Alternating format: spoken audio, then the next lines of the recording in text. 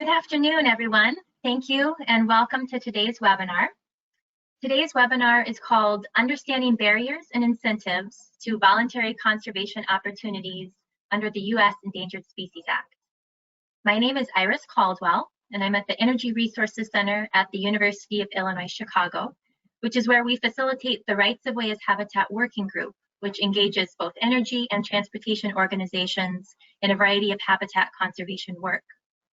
And I'm very happy to have with me today a diverse set of panelists representing the energy, transportation, and agrochemical sectors, as well as the nonprofit and regulatory communities to discuss this really important topic. Before we get started, I have just a couple of short housekeeping items. Everyone is on mute except for the panelists and myself. So if you're having any sort of technical issues, please chat those into your questions box and we will respond as best we can. You can use that same chat or questions box to submit any questions or comments that you have throughout the webinar. And we've dedicated the last half of the webinar to some active discussion. So really encourage you to think about what contributions or questions you have that you'd like to add to the conversation. And we'll weave those into the panel discussion at the end. We are also recording today's webinar, and we'll post a recording of that to the Rights of Way as Habitat Working Group's webpage over the next week or so. So you can revisit the webinar in the future. This webinar kicks off what we are calling the virtual roundup for the Rights of Way as Habitat Working Group. Instead of our typical in-person workshops that we would have in a normal year, we've picked 4 topics that we're wrangling over the next 4 weeks on a variety of different virtual platforms. And as you can see here, the topic for this week is voluntary conservation in a regulated environment.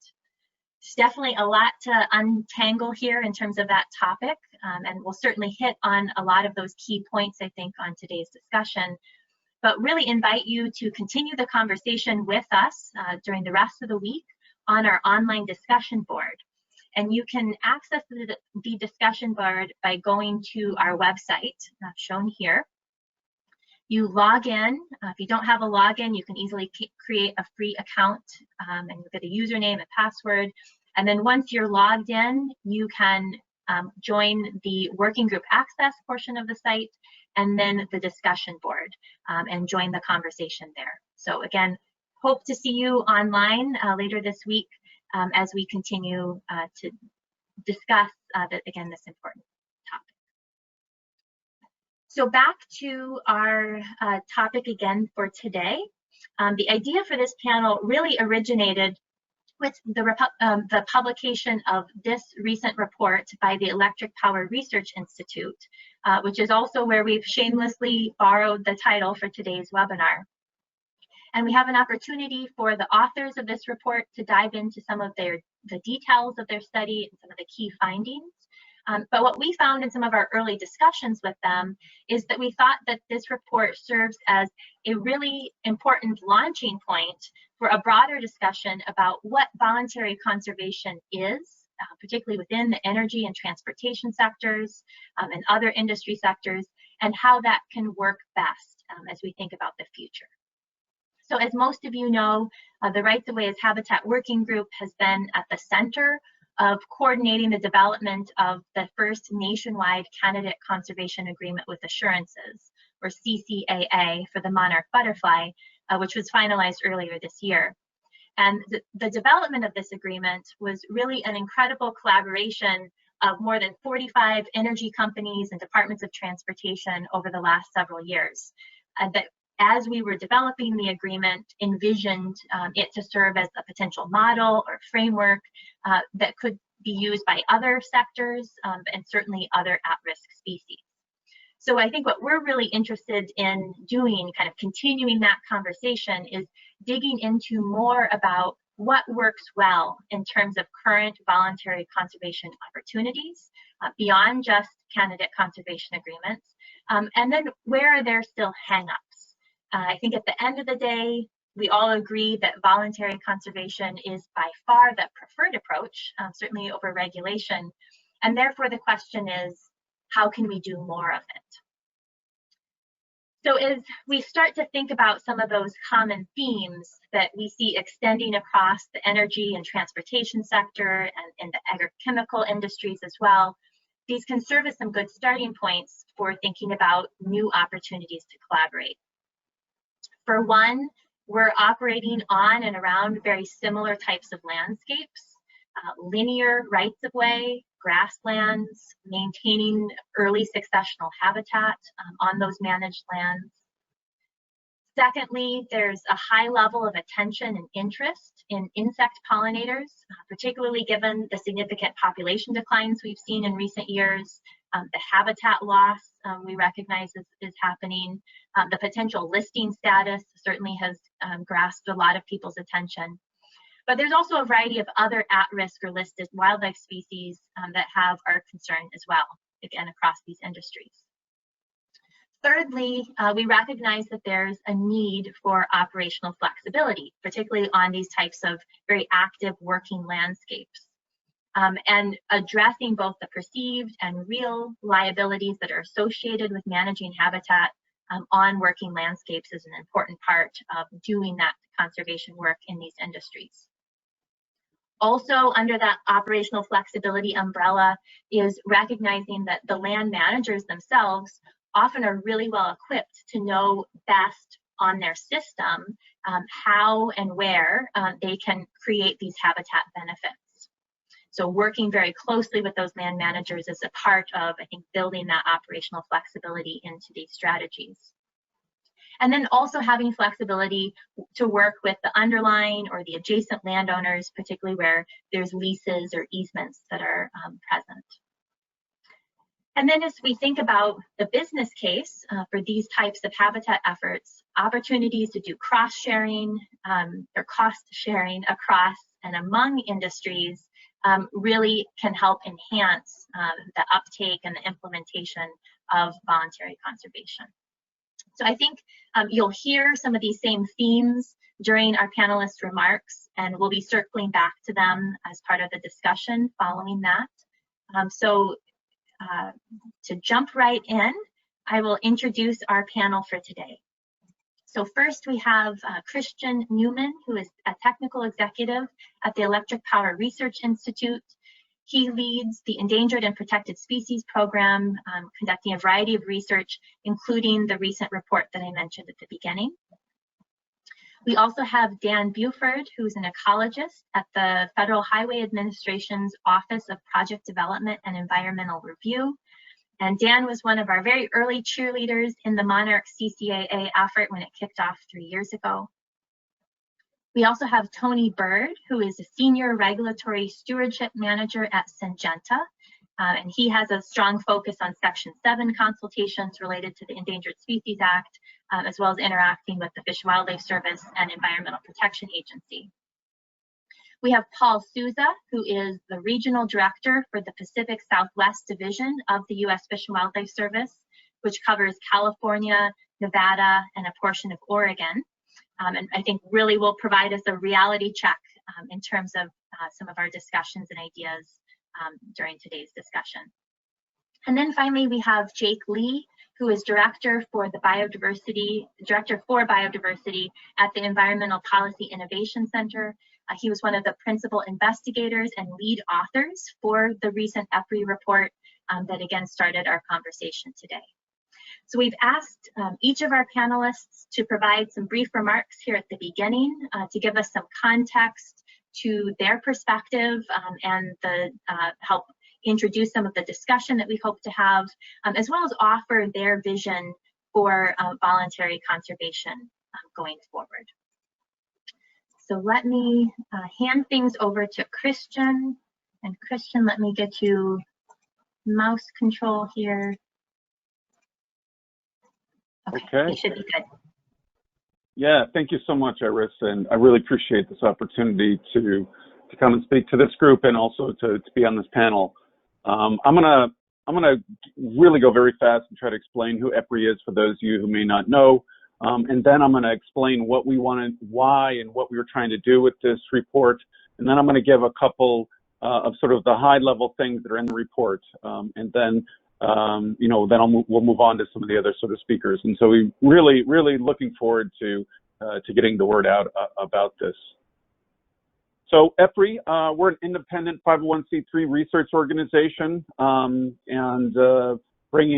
we take a very sort of collaborative approach to our research, and we're a fairly large organization that does a lot of different things.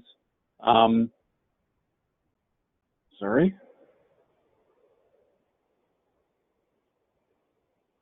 Iris, can you make sure I still have control?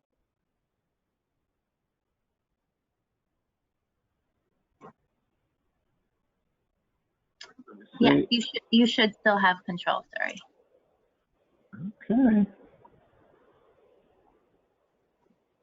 Oh, there we go. Oh my gosh, there we go. Okay.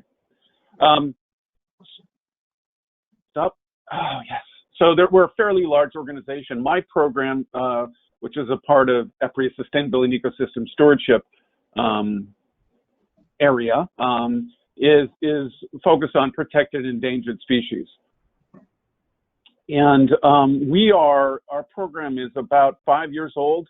There's been a lot of different species work done by the electric power industry over time, but about 5 years ago, the members, the electric power companies, came to EPRI and said, look, there needs to be a one program that is sort of centrally focused, on some of these issues. And so as we're sort of doing the research and building out this program, we're really trying to sort of attempt to be very forward-looking in terms of issues and opportunities and challenges, coming down the road. So doing lots of different things.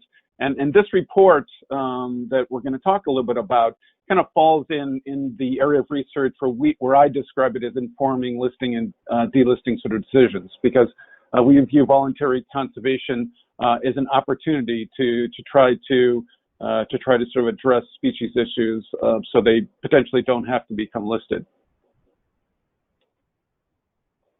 So the report we're going to talk about today was authored by Jake and by Tim Mail. I'm going to just be summarizing some of the key points in the report. It is free to the public, and there's the URL, and you can, and I think it may have been sent out, but please look at it, download it. We want this to get out, and the reason why we did this is actually today, sort of talking to you all, is one of the reasons why. But from a selfish standpoint, one of the things that I think our members in EPRI, we've been trying to sort of better understand is oftentimes, there are these opportunities for voluntary conservation actions, but a lot of times we hear from our members, we would like to, but, and it's not to say that they don't want to, but we kept, there's all these opportunities, and why isn't there sort of more of it? And so what we wanted to do is to try to get a better understanding of what are the sort of the motivations and potential sort of barriers for our members. And so we were curious as to what kinds of voluntary actions our members were taking, but then we wanted to get into the barriers and incentives. And the report goes over this in great sort of detail. And then the report also outlines some of the options based off of the information that was obtained from our members. And Jake is gonna, I'm not gonna talk too much about that, because I think that'll sort of come out in the discussions, and I think we'll find a lot of sort of commonality between some of the different sectors and folks that are on the phone. So I just wanted to just briefly sort of explain what the report is. The other thing too is also I want to sort of define voluntary, and it's defined in the report, but basically anything that doesn't have to do with compliance, just as a very sort of simple definition. So obviously lots of companies, private companies, are having to do compensatory mitigation in order to get a permit.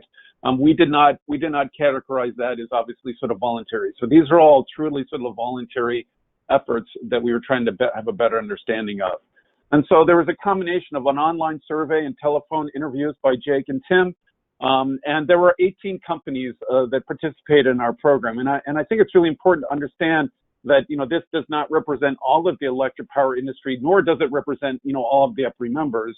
But I do think that it gives us an interesting view into the electric power sector in terms of some of those, again, those barriers and incentives.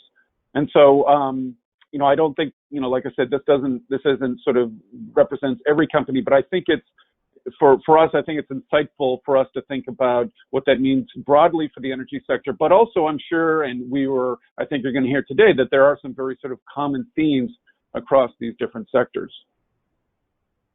So I think one of the interesting things that I think Jake and Tim found is that there's a lot of voluntary conservation that's going on outside of these ESA agreements.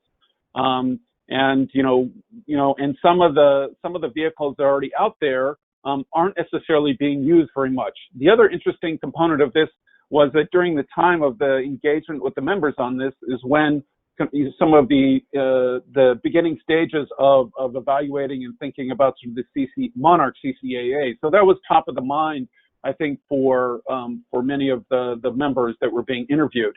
This table does not reflect whether any of the EPRI members are participating in the CCAA. These are in the Monarch CCA. These are pre-Monarch CCA. But there was obviously quite a bit of sort of interest in that opportunity as it was arising. So what are some of the incentives? Well, you know, obviously, I think a key incentive for like any private entity is if, for example, some of these actions potentially have a cost reduction and or sort of risk mitigation. That was a key sort of incentive for potential a lot of these private entities to participate. And so that was a sort of key driver. And so where there's opportunities for that, we think that there's much more likelihood of participation. The next general incentive or key sort of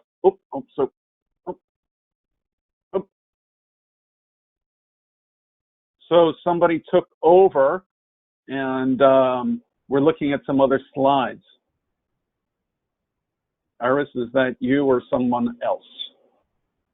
Not me, but let me get the slide deck back up here. Okay, sounds good. Sorry about that. It's okay.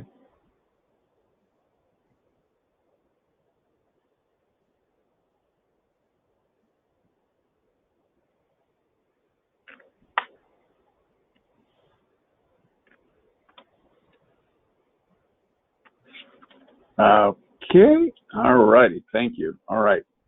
Okay. This was the slide you were on? Is that right? Sorry, yep, can you go back? Oh, there you go, yes. Okay. You need to give me control again? Yep, go for it. All righty, yep, we talked about, cost reduction. The other interesting thing that we found, and I think this was very sort of insightful for me, and I know for Jake and Tim, you know, I think broadly, you know, we think about the electric power industry as potentially sort of very uniform. That's actually not true. And so there are three main types of electric power companies: cooperatives, public power, investor-owned. And one of the interesting things that sort of came out of this is that the ability for some of these companies to more easily participate in this has to do with the type of the company it is. So particularly for the cooperatives, which are primarily sort of rural cooperatives, and for public power, you know, these are not-for-profit organizations that are essentially governed by sort of outside entities. And so, you know, any type of sort of spending that they have, you know, it has to sort of be approved by outside entities. Whereas with an investor-owned utility, some of the bigger utilities in the U.S., you know, they have a little more flexibility in terms of potentially using profits and or even sort of outside shareholder and other sort of stakeholders, you know, incentivizing them to participate in these kind of things. So, you know, that's a key sort of finding, that in terms of developing potential some of these solutions, we need to be thinking about, you know, the types of organizations or structures of these companies.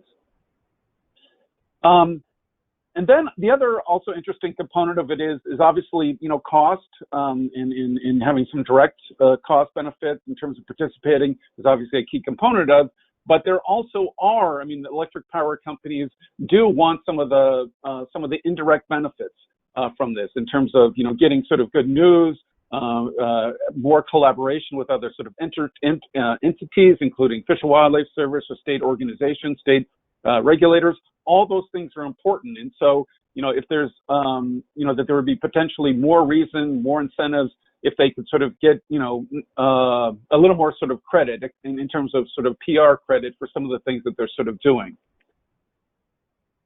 And then in terms of barriers, and there are some concerns, although it was interesting that it wasn't necessarily across the board with some of the members around sort of increased liability, potentially sort of attracting future listed endangered species to their lands.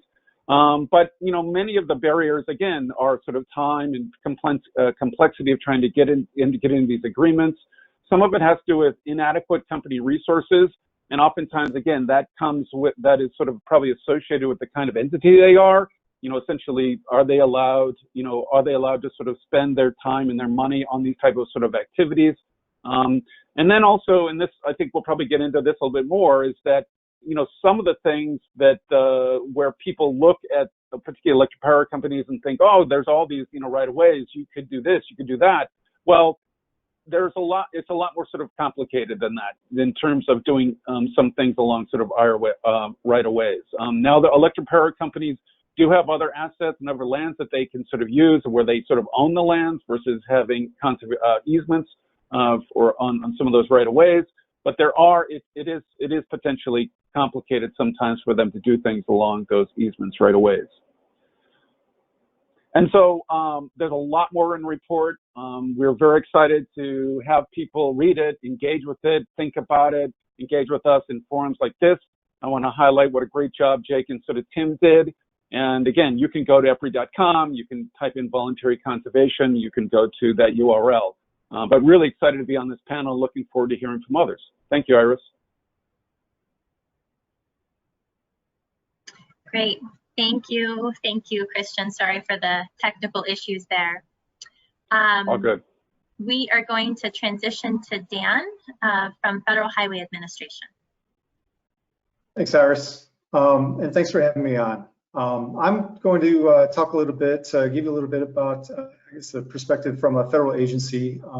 And I can't represent all federal agencies. We Federal Highway Administration are not a land management agency. One thing to remember is we have gotten involved in some initiatives in rights of way, but and I'll explain a little bit more why. What we do is we administer the Federal Aid Highway Program. It's a program that's funded largely by the taxes paid when we visit the gas pump, and so. The tax receipts that are taken in are apportioned out to the states according to a formula established by Congress. And so those monies go directly to the states. The state DOTs, they pretty much run the programs. They evaluate their highway systems, identify where their needs are. They develop long-range transportation plans and shorter-term plans that identify specific projects that they want to implement. And then they fund those and implement those projects. The Federal Highway Administration plays more of an oversight role, and because when state DOTs are using federal funds for the projects, then all of the federal laws come into play. And two that are very relevant here are the Endangered Species Act and the National Environmental Policy Act, or NEPA. And both of those statutes give us an affirmative conservation responsibility that helps us to participate in conservation initiatives. But I wanted to mention before getting to that so while we fund highway improvements, once a highway is constructed and the rights of way are acquired, the ownership of those highways and the rights of way is wholly by the states. Federal Highways doesn't own or have the responsibility for maintaining those roads or the rights of way. And so we're not a land management agency so much as providing oversight, as I said, to the state's implementation of the program. So with that said, we nevertheless do consider the state DOTs our partners and try to help them out where we can. So as I said, the Endangered Species Act and NEPA are two statutes that are relevant to our conservation approaches, and in particular, the Endangered Species Act provides, I'd say, maybe a little more than an incentive. In Section 2, Congress directed all federal agencies to utilize their authorities to further the purposes of the Act. And there's two key phrases there. It's to utilize our authorities and further the purpose of the Act. And the purpose is pretty much the recovery of threatened and endangered species. But that other phrase is very important as well, utilizing our authorities. You know, as a transportation agency, our abilities in the executive branch, you know, we execute the federal laws that Congress passes, and so the activities we can participate are defined by those laws, and that's relevant in what we can participate in. So as we get involved in our projects that have an effect on the environment, we play a very active role with the Fish and Wildlife Service and National Marine Fisheries Service, and other state wildlife agencies to try to address our project's effects on the environment proactively, and that involves you know, trying to get out ahead of our projects. Some of the things that we have engaged in with the services, instead of trying to address our conservation needs or requirements on a project by project basis, we've found it's a tremendous benefit to us to do look at larger scales and in longer terms and try to plan and identify what our conservation requirements are going to be and how we can utilize our authorities to further the purpose of the Act. That's that policy I mentioned that's in Section 2 of the ESA. That's carried over into Section 7 of the ESA, and if you're familiar with that, that's the part of the Act that requires federal agencies to ensure, in consultation with the services, that our actions are not likely to jeopardize species. Another part of Section 7 also requires us to implement conservation programs for endangered species. And so we look at those two parts as fitting together, and we try to take a very proactive approach to addressing our program's impacts on endangered species. So the way that's played out and where we see, you know, sort of where we see incentives for us in participating in sort of like what I'd call the, you know, sort of the planning efforts or the more proactive conservation efforts as being you know, something we're engaged in. We've tried to work with the services to develop programmatic Section 7 consultations that for species that have where either they've got a tremendous range, and therefore many of our projects we're going to have to consult on that species for many of our projects, or maybe they're more local, but again they're in an area where they tend to interface our highways, and we therefore just have a significant number of projects that will require that Section 7 consultation. And so one example of an initiative we worked with folks from 5 different Fish and Wildlife Service offices to develop a programmatic ESA Section 7 consultation for the Indiana and northern long-eared bats that covered 38 states. And that it took a couple of years for us to develop that. We've covered probably, I'd say, 80 or 90% of our program under that programmatic consultation, and literally complete thousands of consultations per year under that program. We built in all of the conservation needs that we identified for the species based on what our project's effects would be, and then you know, sort of front-loaded that into our proposed action, and then with that programmatic in place, we are able to complete the consultation process very quickly. You know, it's been cut down to 30 days or less. You know, in as short as a few days for many of our projects. That's so that brings up one of the incentives that has been there for us is I guess initiatives that accelerate our project delivery. and that saves us money and time. The other thing that these programmatic approaches provide is certainty and the knowledge of what our responsibilities will be when we're coming into these compliance needs, and the ability to get out ahead and plan the costs into our budget, plan the conservation into our budgets, and plan that implementation of the conservation so that opportunities are available and can be done effectively. So we've in working with our partners there at Fish and Wildlife, we've looked at these as it's where we're accelerating project delivery and improving conservation outcomes for species has been a tremendous benefit.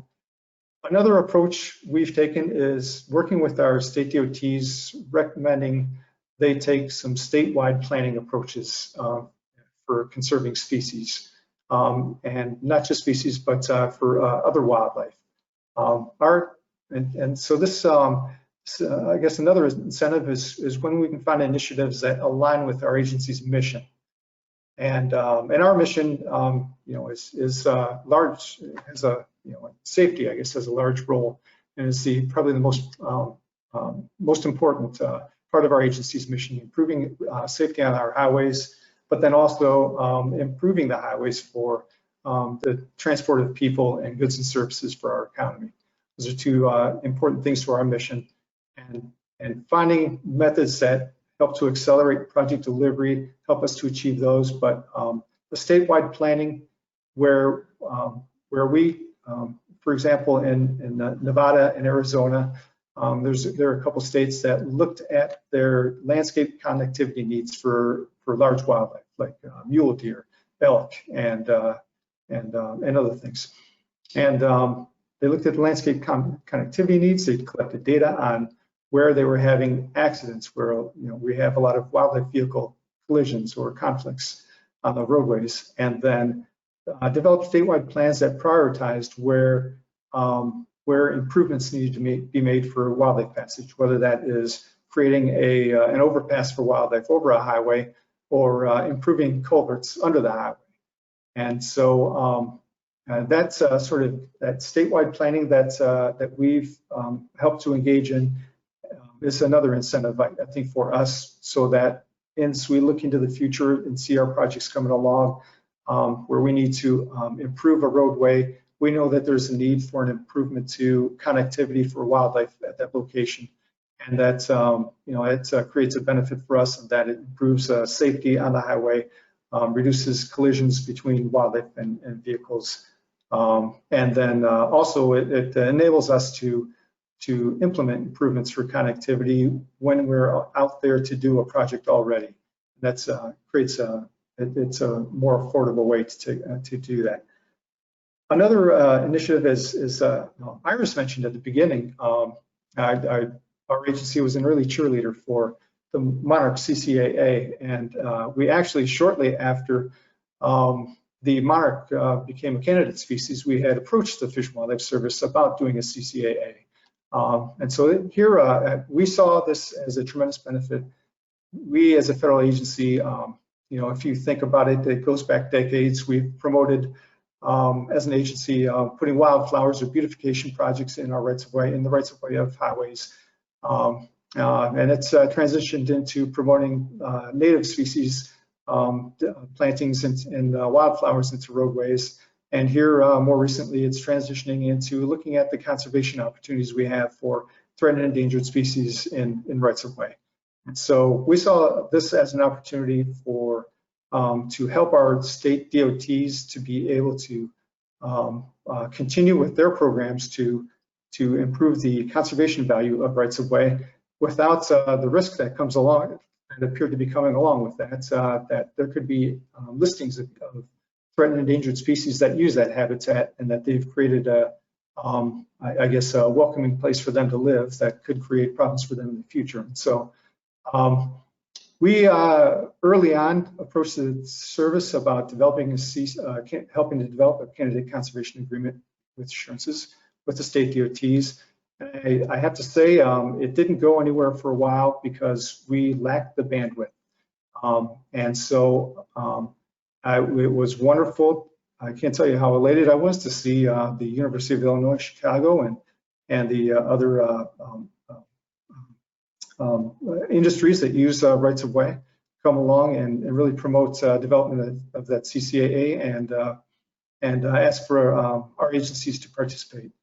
See again, the incentives are that there's a lot of regulatory certainty that comes with developing a CCAA and getting coverage for that. There's tremendous conservation benefits and for species that use those habitats.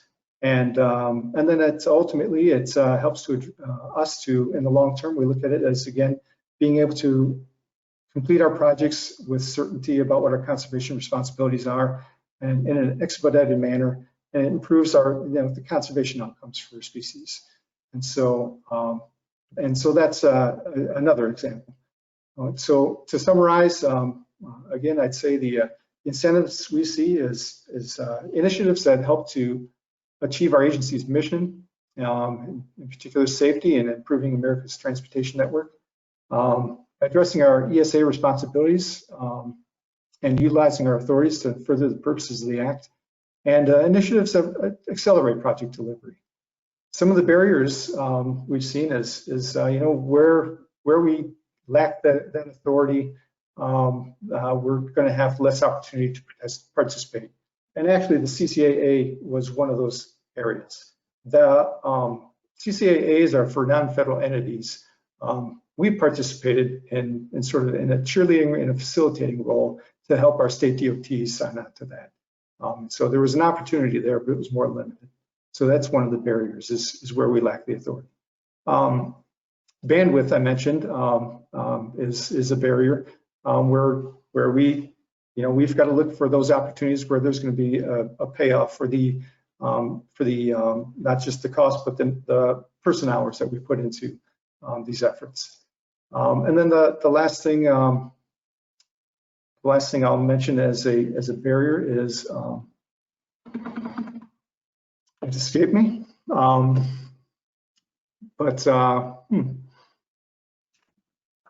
I think it's having to do with participating in initiatives where they're again where we can see a significant benefits and the cost of participating can overcome that. There's a few things I think that we can do with Fish and Wildlife Service and other agencies to I guess improve these our opportunities, and that's it's really just continuing our ongoing efforts to develop programmatic ESA Section 7 consultations. We've had a wonderful partnership with Fish and Wildlife Service, and we look to continue that. Other opportunities to develop candidate conservation agreements as other pollinator species become listed. I think there's an opportunity to maybe cover them in a similar way. And then I guess continuing with recovery planning efforts that help us to identify what our federal agency role is in addressing the conservation needs of the species that enables us to then, I guess, incorporate those needs into our longer term planning so that we can we have some certainty in what projects need to incorporate as we plan and fund and implement them. Thank you. Okay, thank you so much, Dan. We are going to move on to Tony from Syngenta to provide the Ag Chem perspective. Great. Can you hear me, Iris? Sure can. Yep. Great. I've realized that in a group there's always that one sort of tough nut to crack, and I think I'm probably representing that that tough nut to crack with the agrochemical industry. Listening to Christian and Dan's comments, we'll have a lot of the same. I'll have a lot of the same comments with those regards, but the pesticide or agrochemical industry has been a little bit different in that we haven't had the relationship necessarily that Dan has, say, with Fish and Wildlife. Obviously we are highly regulated through EPA and through FIFRA. EPA is required to write a biological evaluation, going through a risk assessment with regards to one of our products. Eventually that goes to Paul and his group at Fish and Wildlife, who are then potentially responsible for writing a biological opinion if there is a deemed effect on a species. And then obviously Paul is responsible through Section 7 consultations to write that biop and come up with either a jeopardy or no jeopardy finding for the species or for the habitat. Unfortunately, and Paul can attest to this, over the last few decades, that whole process has not necessarily happened. So we've been mired in some bits of mitigation, either EPA, the industry ourselves, the services. And so really what we've been looking for over the last few decades is something that would be a bit more, I guess, as I think Dan put it, a regulatory certainty. Because right now we live in sort of that uncertain state. It's uncertain. It's the timelines are unpredictable with regards to getting some of the products registered, and we continue to live in that litigation mindset. And so really what that does is impacts the R&D that the company can work on, and any innovation that whether Syngenta, Bayer, Corteva, BASF, all the other partners in the industry, it really stifles that innovation.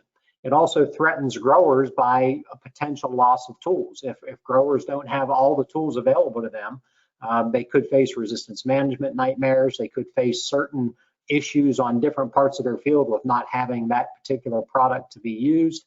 And obviously, ultimately, what we do is we lack any real benefit for the species. And that's truly what we want to get to. Obviously, if we do have a either modeled or true effect on a species, we want to make sure that we as Syngenta or anyone else in the agrochemical industry are doing something to offset that impact.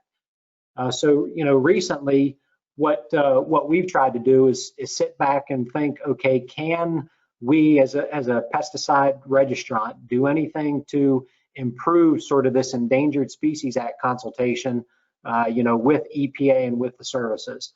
And ultimately, what we view it as is, a workable solution should be something that allows for continued improvements in the farm productivity, effective pest control, and it should conserve and recover any endangered species in their habitats. And ultimately, if we do all this, this reduces the complexity and basically it allows us to better utilize available resources, whether it's on our side or, as Paul I'm sure can attest to, within the services.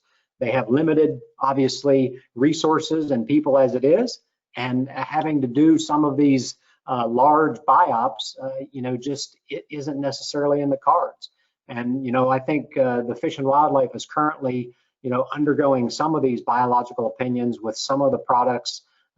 We will be going through that very soon as well too. But obviously, we wanted to see, are there any opportunities to use some of these voluntary conservations that others have talked about to be used in a pesticide endangered species evaluations and consultations.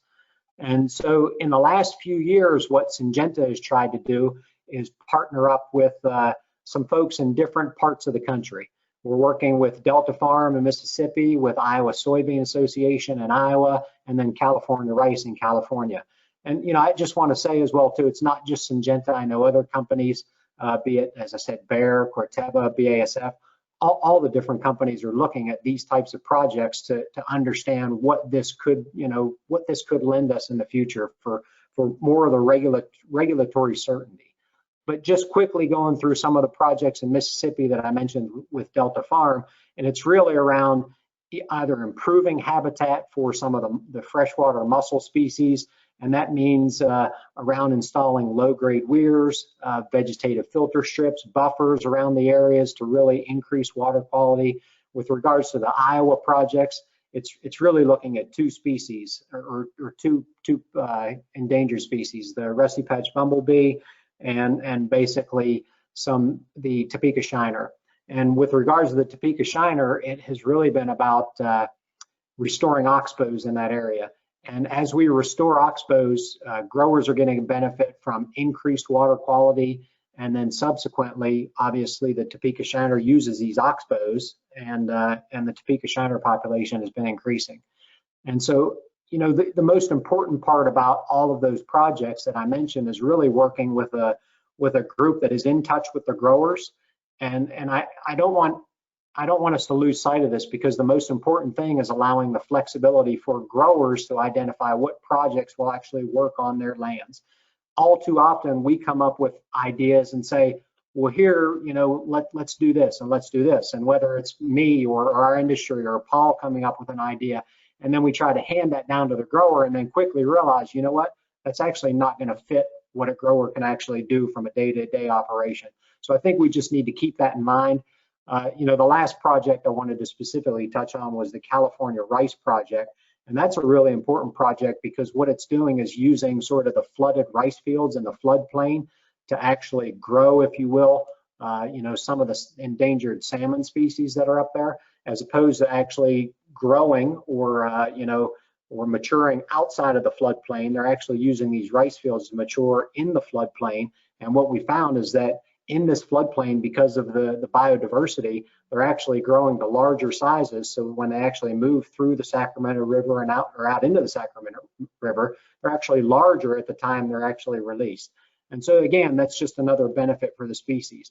So, you know, we've been trying to look at these projects and see how they fit into that context, and can we scale these projects up? The small projects that I've mentioned have just been very local projects, not necessarily associated with one active ingredient, but really to understand, can we get these things on the ground?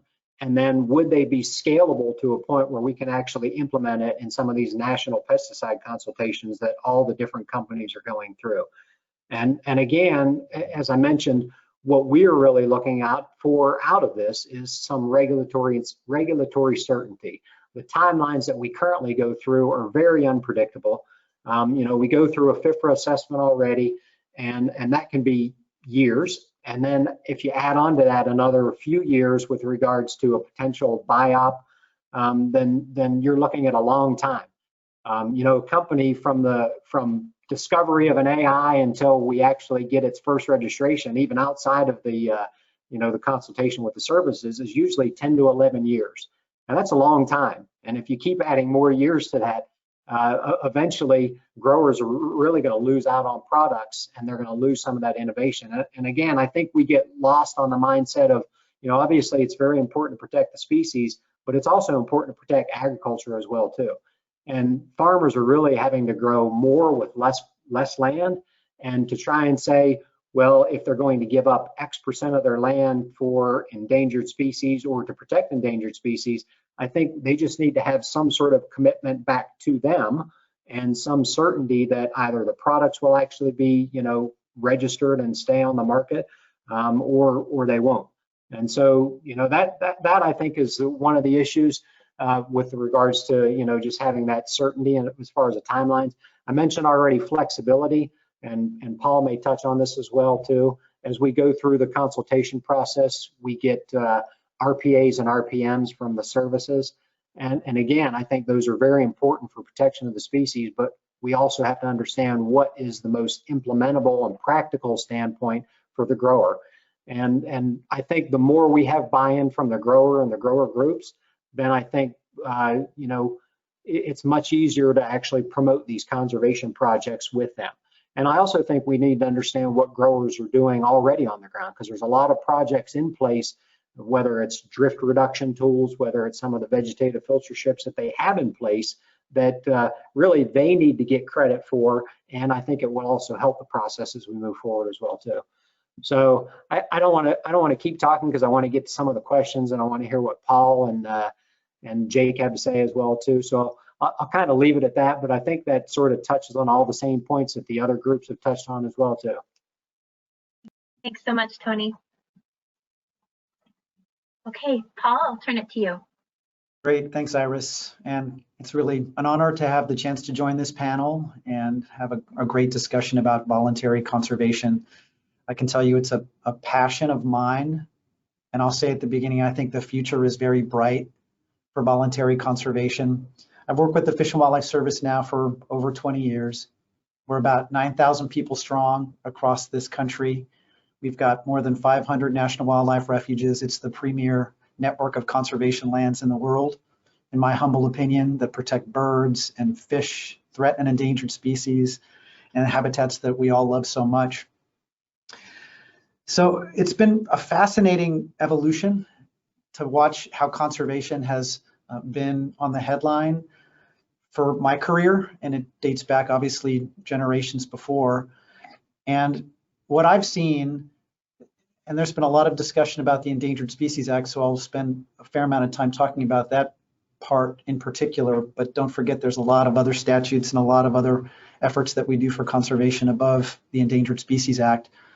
The way it used to work is we were in a position where we were driven by lawsuits, we had strict deadlines, we often had to complete significant scientific reviews in a very short period of time. We would hunker down, we would get the documents done barely right before the deadline, we'd put them out for public review and comment, we'd dutifully review them, and as best we could, meet the deadlines that we faced.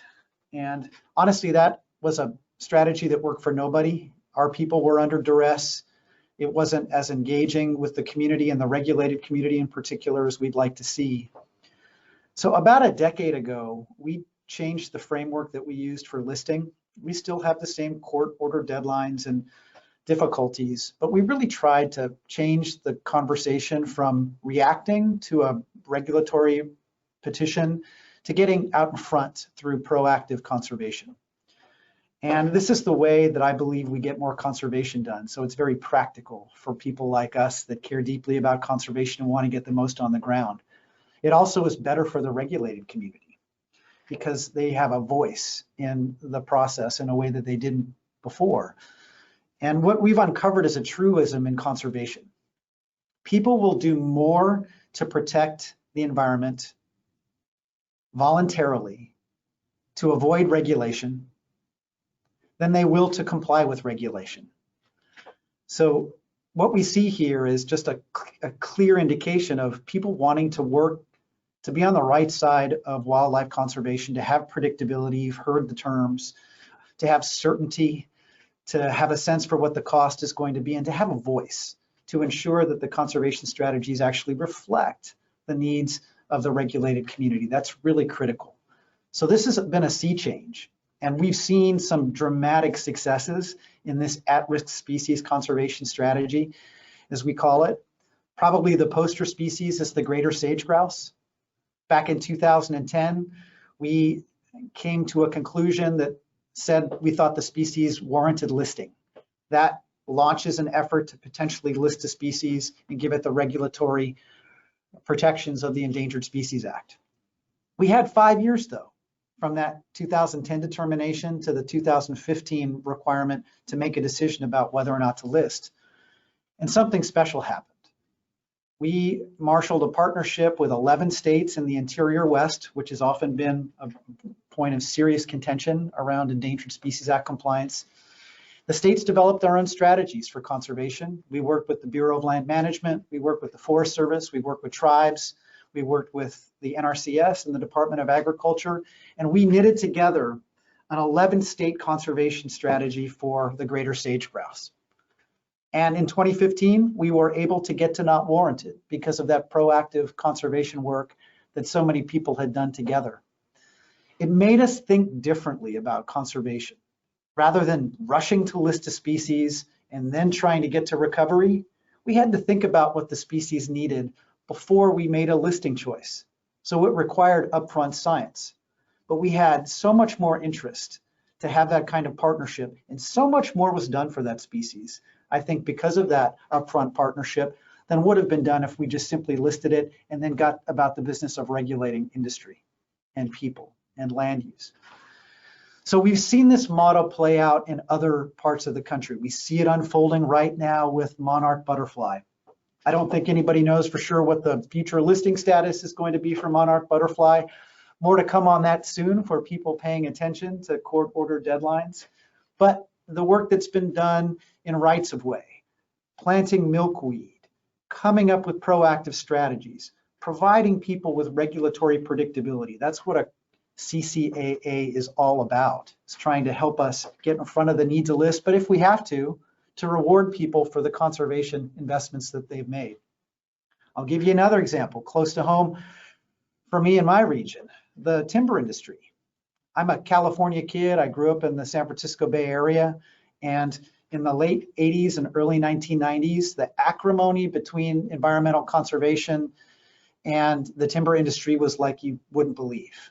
One of the darker moments where you were pitting an industry versus conservation interests. It was the northern spotted owl. We had people sitting in trees trying to keep timber companies from cutting them down. And fast forward now to 2020, we've had over 4 million acres in California burned this year.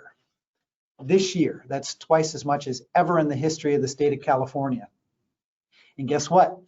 The conservation model has totally changed. The truth is we need the timber industry if we have any hope of protecting northern spotted owls and California spotted owls. So we recently completed a habitat conservation plan with some of the largest timber companies in the country, and they're doing two things. The two biggest threats today are not cutting down trees. Sure, that's an issue that we have to pay attention to, but the two biggest issues are stopping catastrophic fire. 500,000 acre fire is bad for everything. It's bad for people, tragic loss of life, it's terrible for the economy, and it's terrible for species and habitats. We also see invasive species like barred owls moving into some of the same habitat where northern spotted owls and California spotted owls were found. So helping to come up with a conservation strategy that balances those issues is what matters. The point is, by working proactively with the timber industry, we were able to avoid the need to list the California spotted owl, a cousin of that infamous northern spotted owl, and we were able to create a timber industry that's economically sound going forward, and hopefully will help us get out of this unbelievable cycle of catastrophic fires that are exacerbated by climate change and the fact that we haven't had aggressive fire fuels management. We've got great partners on this panel. You all have the ability to get big things done for conservation. Federal Highways, it's been one of my favorite partners in my career. I spent a lot of it in the greater Everglades. There's an endangered species there called the Florida panther that is charismatic megafauna, almost went extinct. About 30 left in the world in the early 1990s, and through some really clever conservation, we've seen that species increase. But it's amazing, this dynamic, charismatic species gets killed by cars on roads at a dramatic clip. We think there are about 200 adult panthers left in the world, and about 30 of them in any given year will be killed by cars. So working with Federal Highways, we developed a plan that allows us to build underpasses. Federal Highways has been terrific about funding these underpasses in a way that helps panthers safely cross roads. So Dan made the point clearly, having a landscape scale approach where you can identify the needs beforehand. Federal Highways with state DOTs can then incorporate those costs into their road expansions, and we get them done. They can do it if they know well enough in advance that it's essential and it's part of a large-scale plan that will help the species and allow their safety mission and their desire to effectively move transportation forward is advanced. Looking to the electricity industry, of course, we've heard many of the stories about solar and wind. This is hugely important in our region. And we see tremendous investments in science from the electricity industry and also real opportunities with corridors, with rights of way. We recently finalized a habitat conservation plan with PG&E that's going to help them with fire fuels management and also protect species along with their day-to-day operations. We have terrific relationships with the solar industry as we're trying to advance desert tortoise conservation in some of the biggest solar arrays that you'll find anywhere in the world in Southern California and Nevada and parts of the Southwest. Wind as well. The capacity of these networks with transmission lines that extend across the landscape give us real opportunities to help bridge the gap around corridors, much like Federal Highways. And I'll talk about agrochemicals and the pesticide industry. I think, quite frankly, too often they get a bad rap. The truth of the matter is some of the pesticides that are used are extraordinarily important for wildlife. Tony mentioned the rice farming partnership that we have in this Central Valley, the Sacramento Valley. If you can see the map behind me, the interior portion of Northern California, that's the Sacramento Valley, we've got about 500,000 acres in rice cultivated every year. We've got about 50,000 acres of wildlife refuges and easements. And the Pacific Flyway, the migratory bird movement across the West, comes through the Sacramento Valley. They rely on our refuges and rice farms. This time of year, when the birds are in the Sacramento Valley en masse, they spend a lot of time during the day on our refuges. And then when the sun sets, they fly off. Literally, it's a fly off every day. And then they go and feed in the rice farms that are adjacent to the refuge. So the truth of the matter is farming and ranching is some of the most important conservation work that we have in this country today. And finding ways to make sure they have a bottom line profit that helps them survive and thrive is critical for many reasons, not the least of which is conservation. Tony made a good point about some of the challenges with pesticide consultations. A lot of it stems from the fact that these are national registrations by the EPA, and it's really complicated to try to have a national authorization for a pesticide that potentially could affect hundreds of species across the country. So I think we need to find a way to manage that. I know we're doing our best, but in the end, I do believe these are going to be regional and local based solutions like we have with the rice industry, like your point about the Mississippi, and using those examples then to scale up to inform the larger consultations that are working at a scale that's just very complicated and difficult to discern, I believe will be the path forward. So I'll stop there and look forward to the conversation. Wonderful, thank you, Paul. And lastly here, I'm going to turn things to you, Jay. And let me get you keyboard control too. Great, thanks, Iris. Can you hear me? Sure can, yep. Fantastic. Great, thank you, everyone. It's wonderful to see so many people participate in this webinar. I think we have nearly 170 people in attendance, so it's really wonderful to see this much interest in this really important topic. As Iris said earlier, I'm Jake Lee with the Environmental Policy Innovation Center based in Washington, D.C. And what I actually want to try to do is maybe a bit of a trick here, which is to try to find some common themes across the three sectors we've talked about, as well as what Paul said. But before I do that, I actually just wanted to make 4 observations about some really interesting and important sort of broader themes that I heard amongst the speakers so far. The first one is around incentives, right? We heard that word a lot, and it seems really core to how do we get voluntary conservation to scale up and be a lot more effective. And in particular, I wanted to note that there's, I think, 3 types of incentives that I've been hearing so far. One is, regulatory certainty or predictability, and that really applies to companies and federal agencies that need to comply with the ESA, right? So how do we make it a more predictable process for them to comply with the ESA? Another incentive can come in a form of money, which is not always the same as regulatory certainty or predictability. So for example, direct reduction in the cost of compliance measures or direct reduction in the cost of conservation measures can be a really important incentive, especially for private landowners. In my experience, there are a lot of private landowners who want to do conservation, but it can be really expensive, right, for them to carry out those measures. So finding ways to reduce that cost is really important. And then I think Tony mentioned reducing complexity. And I really wanted to touch on that because that's something I hear a lot. In theory, we have a whole bunch of ESA incentive tools out there, like CCAAs, like safe harbor agreements, like habitat conservation plans. But in speaking with a whole bunch of different companies and landowners, one thing I hear a lot is that, it's great we have these tools out there, but sometimes you're just too hard to develop, too hard to enroll in. It just takes too much time. It takes too much money. So I think continuing to find ways to reduce the complexity and the cost of encouraging people to do good things is a really, really important theme. I don't think it's enough for us to just say we have tools out there.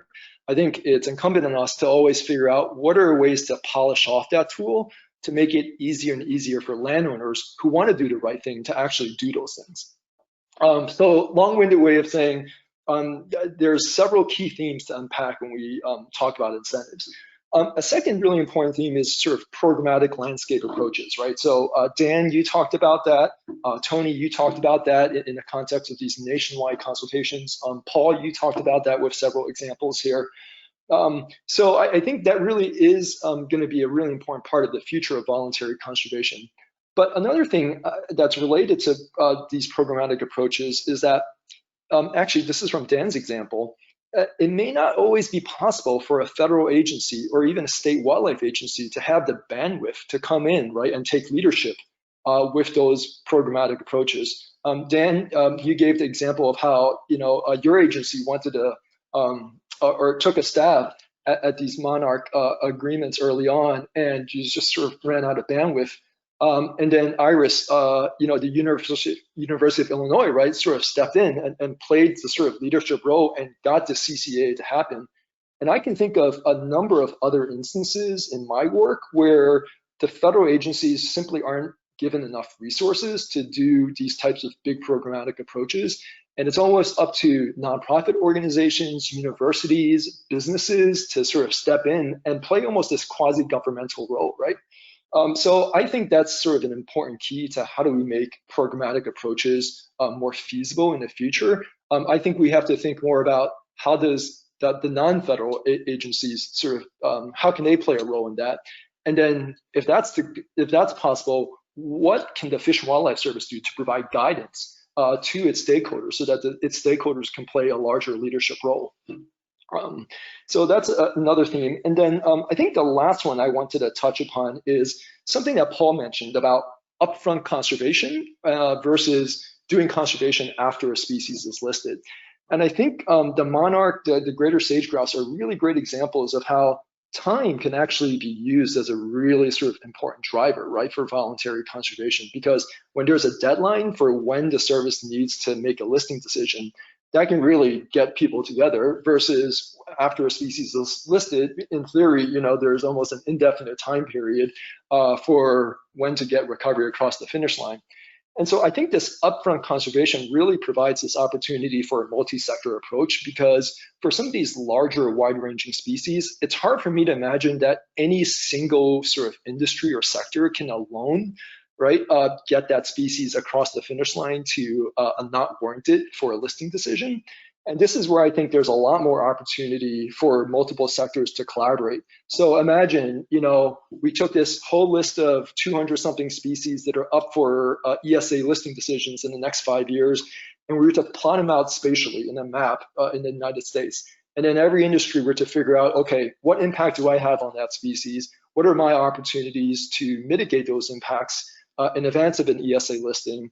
And almost have this like geospatial, collaboration to cover as much of the species range as possible. I could see opportunities like that, almost like a workshop or some type of an online forum to really figure out what are some of these collaborative opportunities across multiple industries in a way that we're already starting to do with the monarch butterfly. So I just wanted to quickly cover that. Those are some of the just quick reactions that I have listening to the speakers so far. And with that, I wanted to quickly touch upon a few of the sort of policy, legal, and just day-to-day practice recommendations that I came up with in collaboration with Christian's group and his membership in the electric power sector. And these are the opportunities I pulled out from that report into this slide, because I actually thought that these opportunities could also benefit other industries and sectors, not just the electric power sector. So for those of you out there in the audience, I actually want to ask of you to think about two questions. And these are questions that you can raise during our Q&A session or just type into the chat. The first question is, do any of these opportunities also apply to your sector, right? So again, I started this list with a focus on the electric power sector, but my suspicion is they can apply to many other sectors. So that's the first question. Do they apply to your sector? And if they do, what are your thoughts about some of the good ways to collaborate on trying to get some of this stuff to happen in the real world in your sector? because we may not know your industry very well. What are good ways to talk, right? I think this webinar is a great starting point, but how do we continue this dialogue after we close the WebEx today? So those are two questions for the audience out there. So with that said, I wanted to quickly go through some of these opportunities. These are described in greater detail in the report that Christian mentioned. The first one is something I touched upon earlier.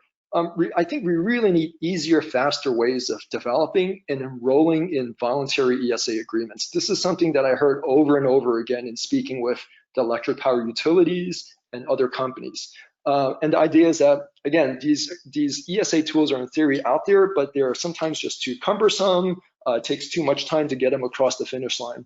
So could there be better use of templates for online web-based ESA agreements? Imagine 5 years from now where enrollment in a CCAA or a safe harbor can be done mostly online, right? In the way that you do your taxes through TurboTax instead of filling out a paper form and then scanning it and sending it to the IRS. Can we use satellite imagery and other technology to really cut down the cost of monitoring and reporting? What role do smartphones have in taking pictures and uploading to the cloud to fulfill monitoring requirements?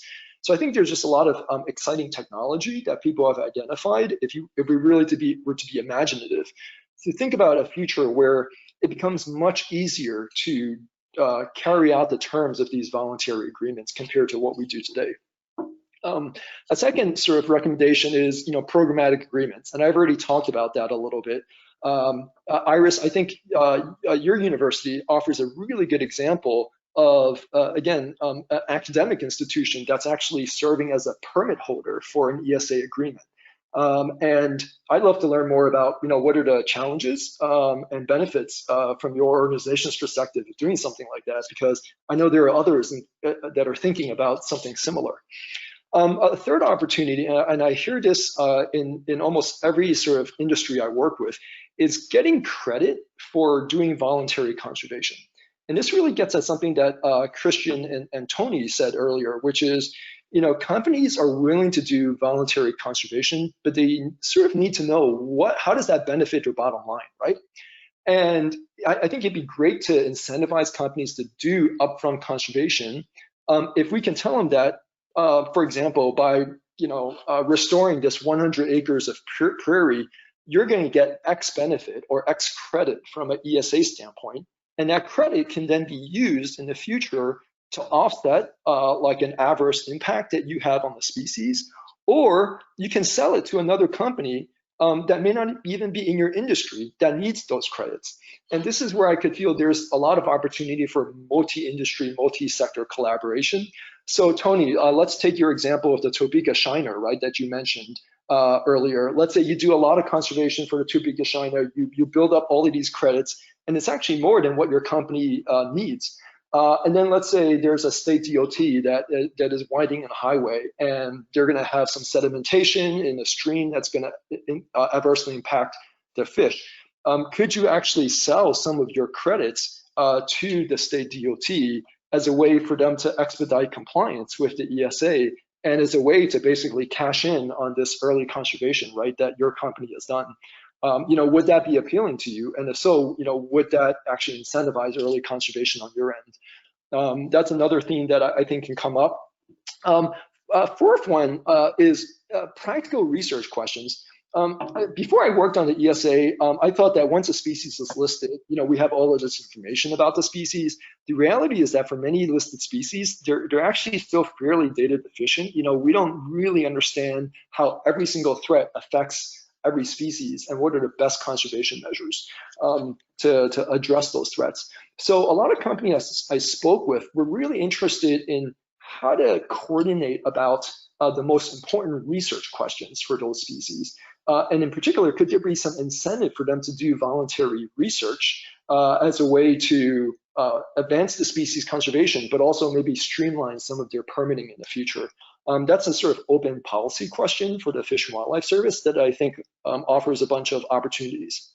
Fifth, Christian, you mentioned it's not just direct benefits to companies like cost reduction and regulatory certainty, but also indirect benefits like PR, right? Good public relations. So to all the NGOs, state and wildlife agencies out there, I guess my challenge and question to you is, are there easy things you can do that make companies and federal agencies feel like what they're doing is really valuable from a publicity standpoint? Because what I heard from a lot of utilities is, good publicity can carry a lot of weight. It's not just about reducing the cost of compliance here.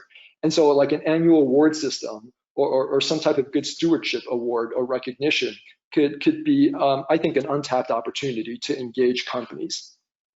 Paying private landowners, that's pretty straightforward, especially because a lot of landowners that have easements for utilities aren't being paid anything at the moment. So even a little bit of money, some companies thought could go a long way to opening the doors for voluntary conservation. And then finally,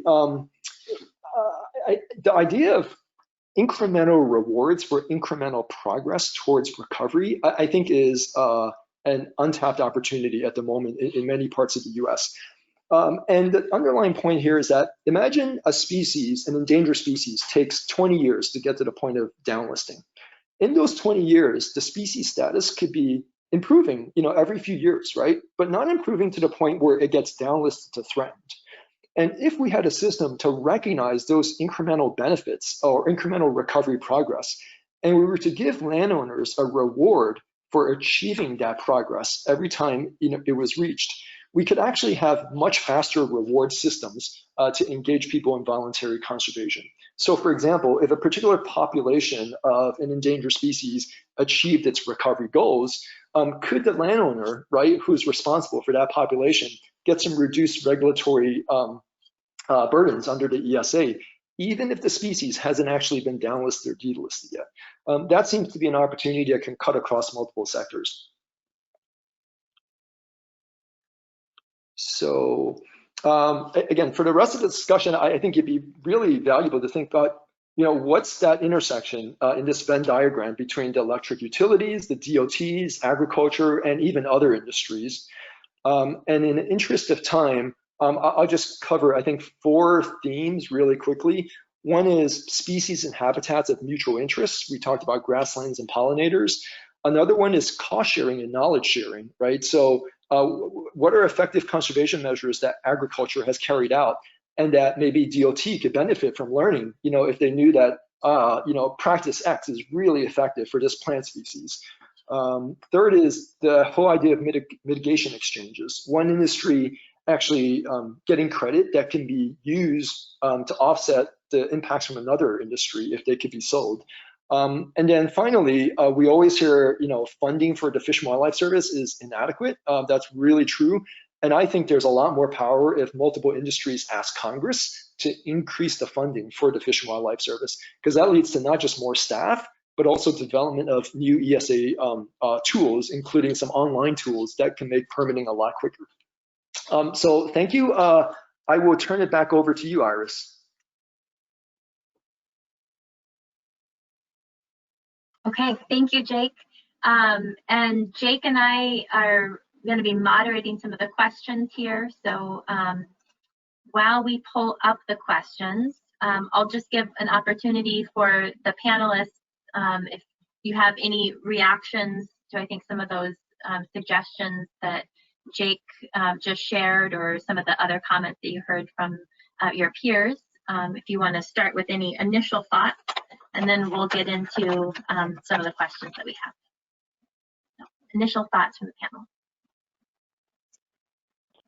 Yeah, this is Christian. I mean, one of the things that I mean, yes to all of them. But one of the things that I think also I wanted to, and a number of people who are on the panel probably know this, that I think that Fish and Wildlife Service is actually through like IPAC and consultation builder. There's some real sort of opportunities in terms of some of these online tools, and EPRI has been engaging with Fish and Wildlife Service on trying to sort of better understand them, and also trying to sort of understand what are some of the activities that where there's already been existing consultation built, and how can the electric power, companies potentially use those to better understand their activities and how they interact with, species. So, I think that there's also, I guess what I wanted to sort of highlight is that there's been there's standardization going on in terms of trying to characterize interactions with species and best management practices. And I think the more that industries broadly can sort of understand what those are and what other industries are doing, that I think it potentially creates some opportunities to find, solutions and to create some of those programmatic sort of approaches. So that's another thing I just kind of wanted to point out.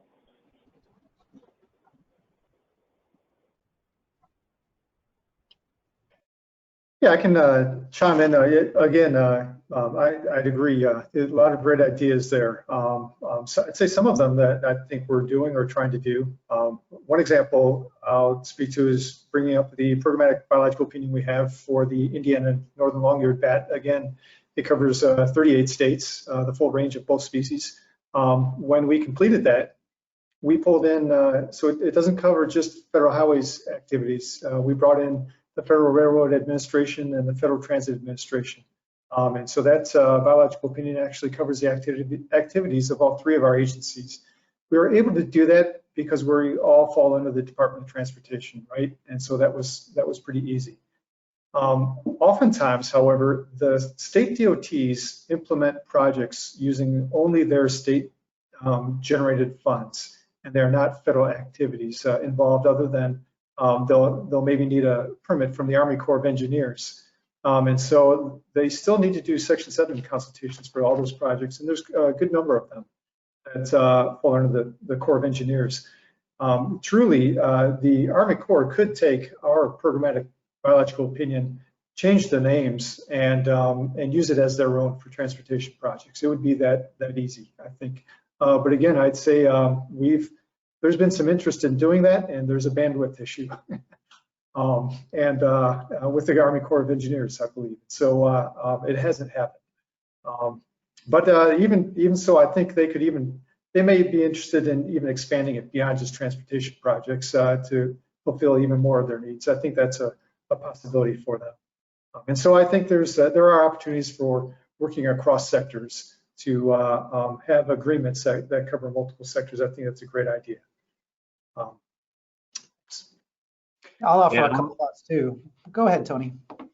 Oh, sorry, Paul. I was going to say, I'll just briefly add to that as well too, exactly what Dan said. I think the opportunity to work across industries is a fantastic one. We oftentimes get stuck in just the agrochemical industry, but if others are going through the same process, I think it makes a lot of sense to partner up with folks, outside. Jake, I can remember you and I having the discussion last year. I'm lost in this COVID year. I can't even remember what year we're in right now, Jake, but whenever we had the CLA workshop a year ago, I guess, and we had other, not just ag industry, but the golf industry, land management bureaus, and some folks approached us afterwards and said, this is a great idea, and we'd like to partner up with this, not just in just ag chem, but golf, land course, bureau management. So I think it makes a lot of sense to just move outside of those areas as well too. The other point you touched on, which was about the upfront, conservation project, I think that's a fantastic idea. And in the past, historically, we have not been able to work with the services. We've always worked with EPA, and then the EPA has worked with the services. That has just been a broken, system, in my opinion. I'm not going to speak for everyone in the ag industry, but I think if we had the opportunity to have the discussions, which we are now with the services up front, and even as we come up with a new active ingredient, to have a conversation 2 years prior to that product actually reaching the market. And if we can decide what's needed before the product actually hits the market, we can have programs in place so that we're actually having a lot of proactive conservation as opposed to saying, hey, let's react once we get this thing onto the market. So I think that's a fantastic idea and one that we really should pursue. I'll just make a couple points too. Jake, all of your ideas have tremendous merit, and I think we could come up with examples for where we've been successful in each of those categories.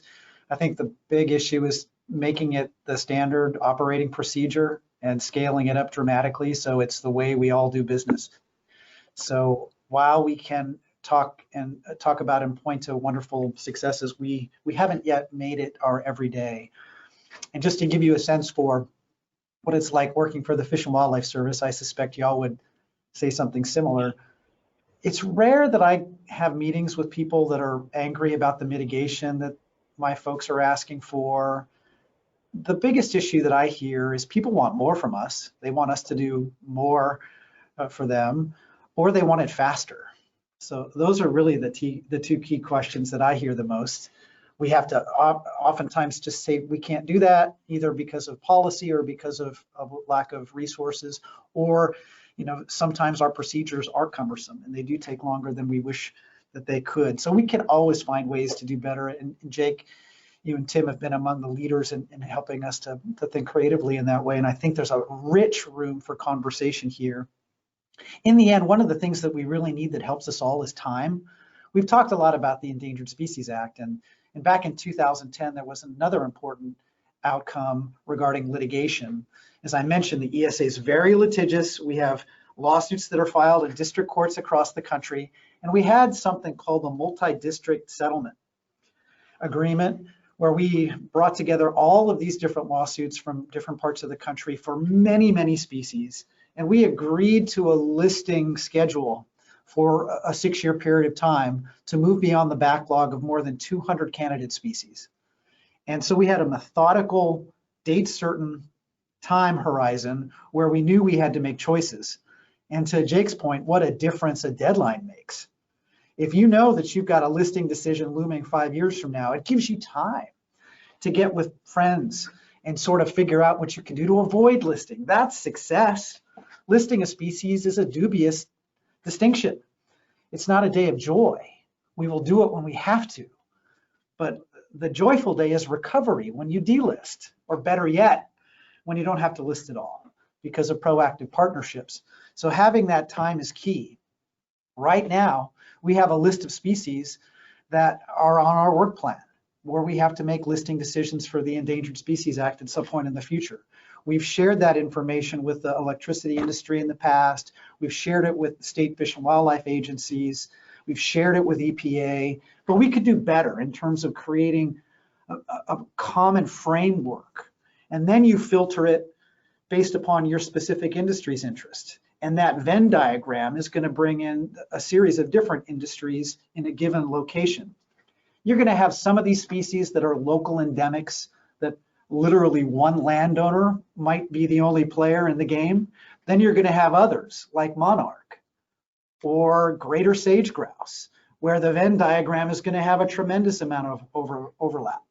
So having a more purposeful way of getting ahead of it with information sharing through IPAC, as you said, Christian, and other tools, where then we create synergy around where we've got that common interest, hopefully with enough time to get in front of it. I think that's going to be a key for us going forward. Great. Jake, we can kind of toggle back and forth here, but I think one question I'd like to start off with the panelists, kind of continuing on some of those remarks. I mean, it seems like there's general acknowledgement that these types of cross-sector programmatic agreements, if it's the monarch CCAA or greater sage grouse or other programmatic approaches, are really going to be key in terms of expanding the level of voluntary conservation that's happening. I'd like you all to reflect on, again, how can we think about efficiencies there? And I'm certainly recognizing what you just said, Paul, in terms of better, faster, more is the constant, I think, ask of the Fish and Wildlife Service. But in terms of developing these types of programmatic approaches, particularly where there may be more than one sector involved, where do we see that there could be some efficiencies or learning to do that collectively, collaboratively, in a more streamlined manner?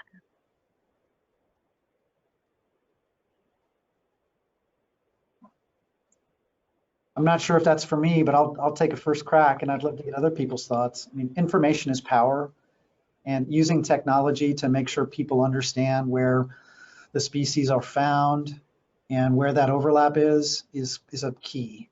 And not only the species that are listed now, but the ones that are on the work plan to be listed in the future. In some ways, there's even more momentum around that latter category because, as I started with, people will do more to avoid regulation than they will to comply with it. So you get more conservation done with that proactive work. So sharing information is really critical. I mean, it's true. Jake's point about species in that sometimes we just don't know much about them is a fact. So just identifying the species range is harder than it might seem in some cases. It's a head scratcher, I know, for most people, but they're endangered for a reason. They're hard to find. And, you know, trying to just understand basic life cycle requirements for the species takes time. So having, you know, a GIS data set where the landscape delineations for these species are clear, both for species listed now and species that are on the list for potential consideration, I think is one starting point. State Fish and Wildlife agencies are key. If we had a consortium of industries that worked at large scales, and it's not a surprise that you've got the electricity industry and the transportation leader for the federal government on this panel. They have long transmission or corridor requirements, and finding a way to knit together that group of entities that's going to have an interest in these kind of landscape scale conservation efforts, and then providing them the information necessary to help them plan and to help them get ahead of any regulatory impacts and have a voice in a good conservation outcome, I think is a good place to start. Yeah, and you know, I think another interesting kind of opportunity is, you know, when we think about, you know, these large, wide-ranging species, is also trying to sort of think about, you know, where is the, best bang for the buck in terms of conservation. You know, it could be that, you know, maybe there's some activity that electric power company is having up in an area, but, you know, it may be that, you know, ultimately the conservation value would really be, you know, trying to do something, you know, in another state or outside of its service territory. And are there opportunities to look at conservation more broadly, you know, in that way, rather than, because oftentimes, you know, once a species, you know, gets listed, oftentimes the mitigation or things that you have to sort of be doing, it's very, very local. And, you know, is there, you know, could we even sort of look at, and this sort of gets to this, you know, mitigation credit sort of trading sort of idea. But, you know, as we're sort of looking at these species and planning out sort of conservation, trying to sort of think about where is, you know, one is the best location for it, and also maybe sort of the best chance of success. You know, and if you, for example, there might be an area where a species is where, you know, there's like one landowner. So it's easier to go after one landowner than, you know, trying to cobble together many landowners to try to do something. So, you know, that's also, I think, trying to take a more programmatic approach to sort of conservation and understanding sort of the impacts is also, you know, something that we should start trying to look at and do more.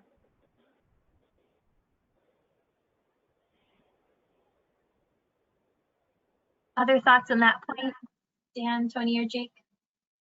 Yeah, so I think one of the challenges for cross-sector, collaboration is I think working within private industries or working within federal agencies, it's easier to work that way, because I think one of the challenges is that the ESA has created different mechanisms for each of us to achieve our compliance with the Act. And so, you know, for private entities where there's no federal nexus for a project and they're going to impact habitat, Congress created the Habitat Conservation Planning mechanism. For federal agencies, it's always Section 7 consultation. And so when we look at a landscape area, you know, sometimes we're both doing activities in the same area, and sometimes with HCPs, we've been able to cooperate and collaborate in planning our projects and our activities, our federal activities with the private entities implementing or developing an HCP. But that can be a challenge, and it generally makes sense when there's going to be a lot of involvement between all the parties in a particular landscape area. It seems, for something like, I think about again, I'll go back to the example of the bats. when private industry has mitigation responsibilities for the bats, they're doing it through a Section 10 mechanism, and we're doing it through a Section 7 mechanism. The particular mitigation sites, however, that are developed for the bats could be used for either. And so I think that idea of sort of working across sectors and even between private and public, being able to identify important conservation areas for illicit species, and then creating it conserving it and restoring it as a bank of sorts that each party could use, I think is a great option, and I think one that's been used in the past, but maybe we just haven't thought of it as enough. So that's one thought that comes to mind. And Iris, I'll just quickly jump in and follow up with one thing Dan said, which is actually something that Paul said, which is, I just think, like, how do we normalize, right, voluntary conservation across industries? Because right now, as Tony said, every industry sort of works very well, I think, within itself. But there's not necessarily a obvious sort of go-to place for all industries to say, hey, are you all working on that species? Oh, yes, I am, and how do we collaborate there, right? In theory, we can talk to the Fish and Wildlife Service lead biologists for that species, but I know those people are oftentimes really, really busy, and there's not necessarily always a formal system to track, okay, these are the most effective conservation techniques. This landowner is doing Y, that landowner is doing X, that company is doing Z, right? And then figure out, okay, who's doing what? Where does someone plug in?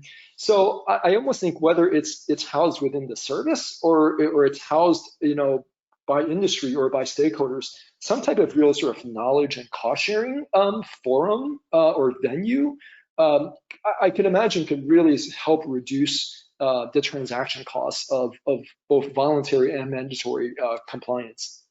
Especially because I think a lot of industries, when I speak to them, they say, we actually probably know more about the species than the Fish and Wildlife Service, because a lot of their biologists are out in the field all the time, working with partners on those species. And so how do we take that knowledge and distribute it in a way that benefits multiple conservation partners, right? And I would say, speaking to that venue point, I think what we saw with the Monarch CCAA is it was at our Rights of Ways Habitat Working Group meetings where we were bringing together energy sector and transportation sector and Fish and Wildlife Service and other partners, that the idea just kept kind of bubbling, like we need to do a CCAA, and finally it reached that tipping point where we had enough interest to pursue it. But without that kind of venue or platform, I think it's difficult to maybe get there.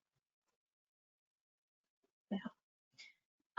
As a next kind of question, thinking about efficiencies, and Jake, you touched on this a bit in your presentation as well, in terms of some of the practical changes we could make in terms of the actual enrollment process itself, or participating in voluntary ESA plans. You mentioned online enrollment, ways to streamline monitoring.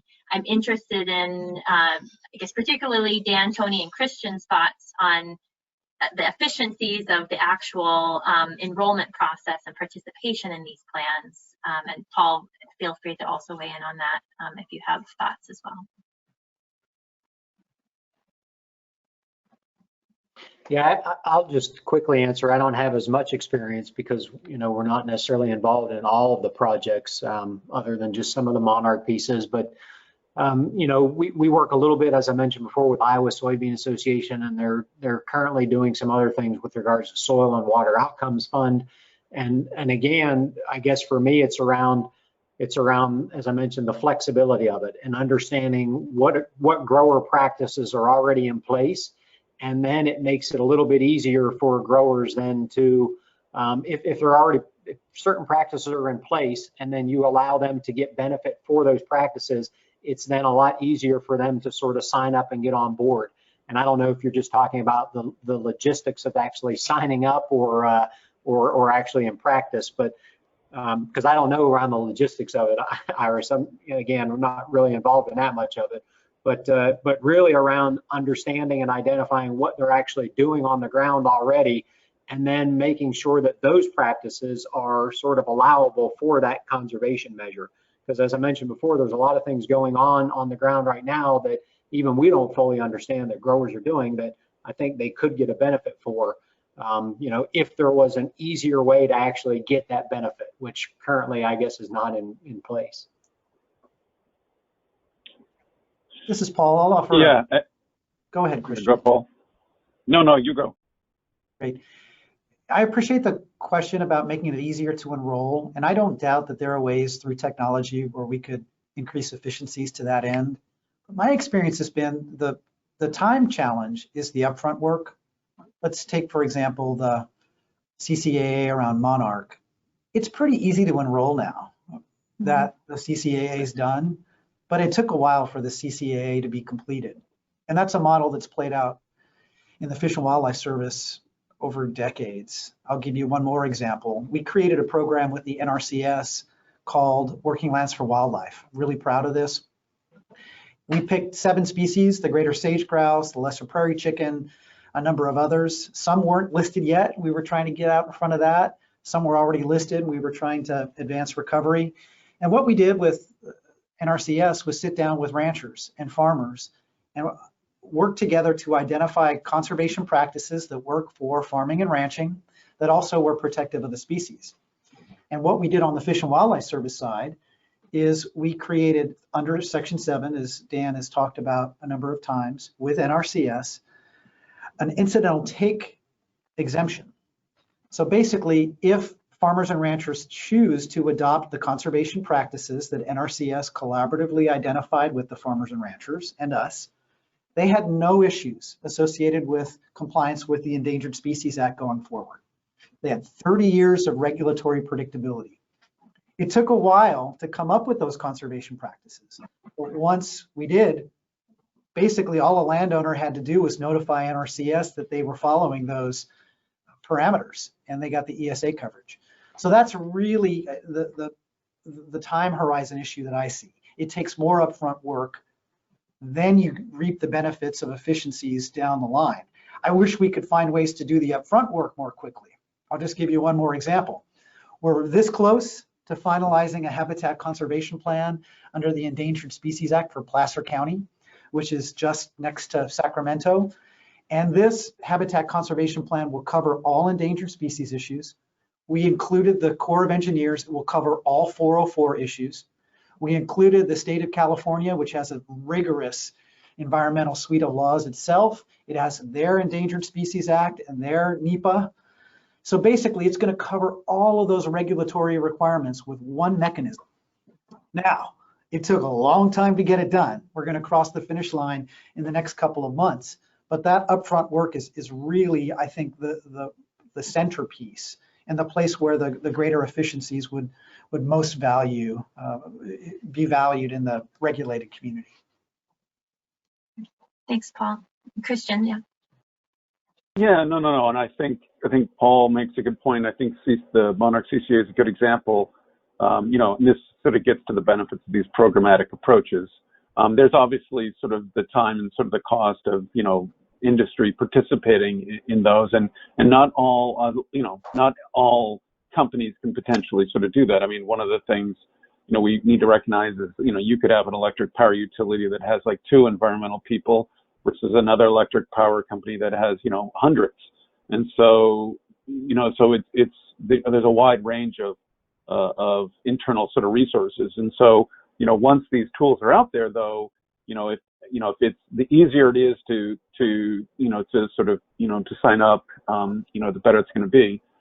Another thing that kind of gets to, and I'd be curious, is, some of the challenges, with the monitoring requirements for, and are there ways that, whether it's through remote sensing and or potential, external services that can be, signed up for and used to do, monitoring for species. Oftentimes, again, sometimes things might be, just might be sort of a little bit sort of add-on of existing staff to go out and do some monitoring for, to see how things are going. But, it could be that, that's almost another sort of person to potentially sort of do that. So, are there some sort of collective opportunities for, if within sort of programmatic voluntary conservation where essentially, monitoring can be a component of that people could potentially sort of sign up for and sort of pay for, and it's kind of like, signing a check and say, okay, we're going to do that instead of trying to sort of figure out what's the cost, for us to be. I wonder if there might be some other opportunities like that related to sort of monitoring. And if I would just jump in real quickly on this monitoring point, Christian, I also want to add, it's not just the monitoring, but also then learning from the monitoring information, right? Because Sure. I think one of the challenges I see right now is that we actually have oftentimes quite a bit of mandatory monitoring information from these habitat conservation plans, safe harbor agreements, Section 7 consultations, but they're sort of sitting in a PDF or in a CD and it's not really being used to convert essentially data to useful knowledge. And I think that's the only way we're going to be able to figure out, okay, which of these conservation measures were the most effective versus which did not, provide the greatest return on investment, right? And then that can inform both the industry and then other industries about future practices. So really thinking of the whole regulatory practice as an adaptive management process where we're continually learning, I think that's a whole infrastructure that will require some upfront investment, but could really lower the cost of conservation in the long run, because then you're less likely to spend money on practices that are, less likely to be effective, right, for a species. Yeah, and I think that there's certainly, you mentioned it, Christian, opportunities with remote sensing that could also then potentially facilitate the learning, that you get from the data. One of the audience members also mentioned autonomous vehicles and increasing opportunities to use autonomous vehicles for monitoring. So there is, I think, quite a bit of technology out there that could be, pursued in terms of helping to streamline some of that work as well.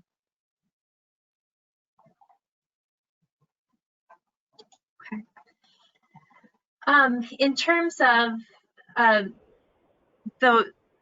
from the services perspective, how the service communicates where there are needs. We talked a bit about, information sharing and how we could prioritize in GIS or otherwise information that would be helpful for industry. But just interested from, again, the industry folks in particular, other information that you feel would be helpful from the service to help think about these opportunities and think about, again, the structure of agreements, single species versus more landscape scale, that I think we're seeing more direction kind of trending towards multi-species landscape scale. But what information are you looking for to help inform some of your next steps thinking about voluntary conservation? So Dan, Tony, Christian.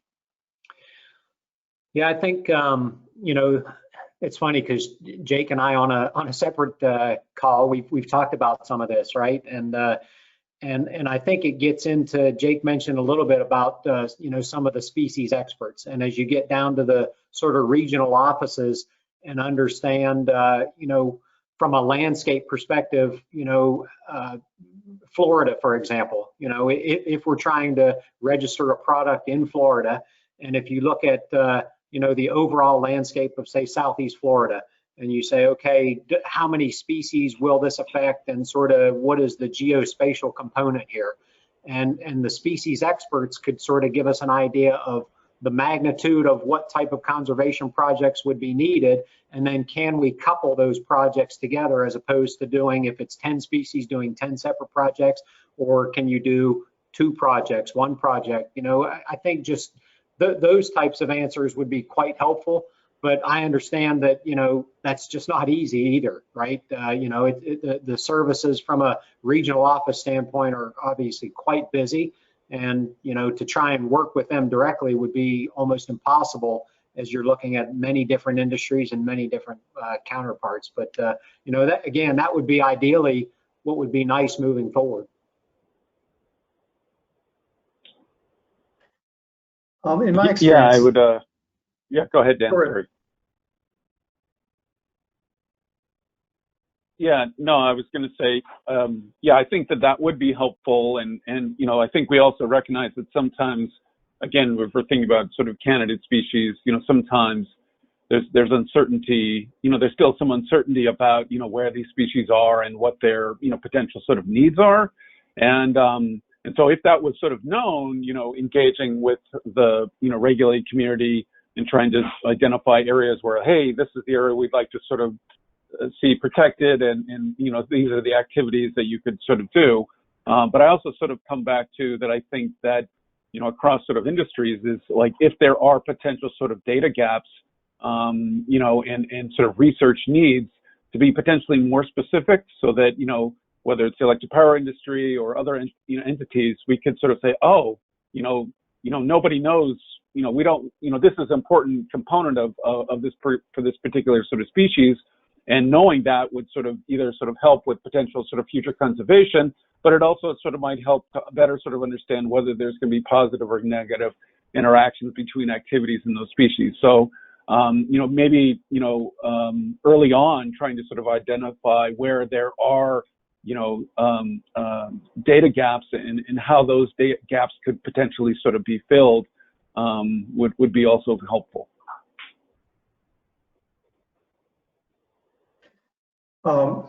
So kind of along with Christian's example, we've with some of the programmatic ESA consultations that we've developed with services, you know, those come with annual reporting and you know, monitoring annual reporting, and that's an important aspect. You know, one example I'd bring up is has two aspects to it. I think we developed a programmatic Section 7 consultation coupled with a programmatic essential fish habitat consultation for listed species and species covered by and habitats covered by the Magnuson-Stevens Act out in the north, along the Atlantic coast in the Northeast. We worked with National Marine Fisheries Service to get that done, we used it for a year. We collected information on, you know, how the consultations were working, what measures were working, what were not. At the end of the year, you know, we had a monitoring report and then a meeting with the National Marine Fisheries Service, and kind of went over what changes we thought were needed for that consultation to work better in the future. So that's, I guess I'd support that concept that, you know, we monitor and collect information to figure out how things are working, and then look to make sure that we're achieving the conservation we need, but also look for opportunities to make them more efficient. And if, and in particular, with the consultation along the Atlantic coast, we were looking for opportunities also to expand what could be covered in order to cover more of our program, so that we could do more of our work programmatically, as opposed to on a project-by-project basis. So that's, I'd say that's an important concept to apply to the agreements. Thanks, Dan. In several of your opening remarks, you touched on, again, some of the incentives that your organizations or members have to do voluntary conservation. And so I'm interested in, as one of our last questions here, thinking about new forms of potential regulatory flexibility that the service could potentially provide to help incentivize or reward some of those voluntary conservation accomplishments. So Dan, I know you mentioned streamlining permitting and helping kind of keep to the time and budget schedules that DOTs have. But are there other maybe examples that you can think of that would really help, again, get more people to that voluntary conservation table? Yeah, well, we've kind of touched on this a little bit, and you know, I think that potentially, you know, potential sort of funding, external sort of funding to do some of these voluntary conservation actions. So, you know, just as an example, I can see a company saying, oh, we potentially can do X either because there's some existing activities they're already doing that potentially might have some sort of benefit. But for us to do, X plus Y, that's going to be potentially problematic. One, because, maybe, our governing board won't allow us to sort of spend that money, or maybe there's some other thing. But, is there opportunity for sort of, sort of matching funds to say, oh, well, if you did this, or if you could provide lands for this potential things, there's additional funding that could be done that could sort of help with doing some of those other sort of actions, something, like with NRDC. I mean, there's a lot of other vehicles out there, examples of that sort of being done, and I'm just speaking for the electric power industry. I don't know of, instances where it's like, oh, that kind of funding might be available to, just to kind of tip the scale, not necessarily to, pay for everything above and beyond, but just might sort of help to provide, some incentive, or, to show, upper management that, hey, we're leveraging other funding to sort of, get this important sort of work done. I think there might be some, that could be, some other sort of cost sharing opportunities out there for that. I'll offer a couple thoughts. First, I'll start at the macro scale. The Endangered Species Act is a powerful environmental law. I have a deep affection for it. When it's used well, it's done terrific things. It's also caused some pretty significant acrimony. So being a regulator is an art form, and figuring out how to get the incentives right is really the trick. And I think that's at the heart of the conversation here. And from a conservationist perspective, I think we get more conservation done with friends, trying to get stuff accomplished together where we have ownership in the outcomes. And if we can avoid regulation along the way, that's just a wonderful gift. If you look at the law itself, there are two categories of species. There's the endangered category and the threatened category. And by law, the threatened category has much more flexibility. We can create 4D rules that allow us to surgically tailor the regulatory approach to what's necessary. And I'm a big fan of that flexibility in the threatened designation, because then you can work with industry and you can find ways to reward them for good behavior and good partnerships. And part of that is regulatory predictability. And so I'm a big fan of the threatened designation. And I think to the extent that we can use that framework to have conversations about voluntary conservation and avoiding the need for regulation, I think it's going to be a significant win. Each of the industries has different issues. I look to the electricity industry and highways, and there's a lot of similarities. Honestly, just given the nature of the transmission lines and the fact that these are corridors that cut through landscapes. So there's a lot of similarity there. There's obviously the footprint of the electricity generation. That's a different issue, particularly in my region in the solar industry and with wind. So there are some differences, but there are a lot of similarities between those two sectors. The agrochemical sector is really fascinating in a different way, because we haven't been able to bridge the gap between the nationwide registration process of the EPA and kind of the on-the-ground habitat work.